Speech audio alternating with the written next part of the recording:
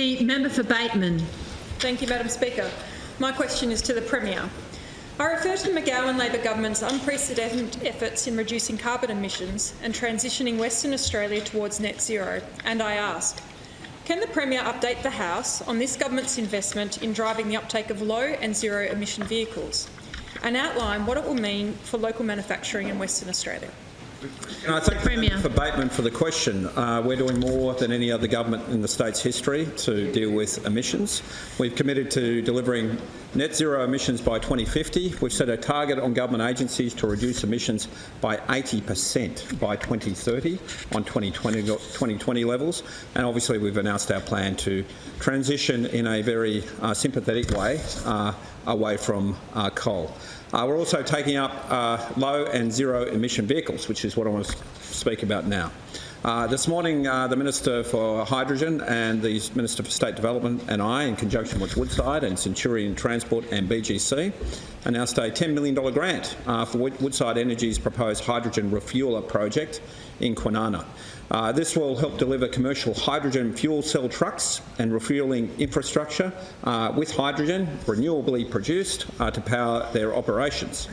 It'll accelerate the uptake of hydrogen-fuelled vehicles. It'll drive demand for local production of renewable hydrogen in Western Australia.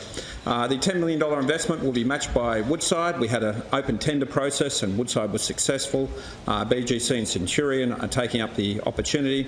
It's expected to be able to produce up to 800 kilograms per day. This single forget the name of the electrolyser of hydrogen per day, and that will enable it to supply more than 50 vehicles. But this is a good start on converting major trucks to hydrogen use, and they can basically be powered entirely by renewable hydrogen, which is really quite remarkable.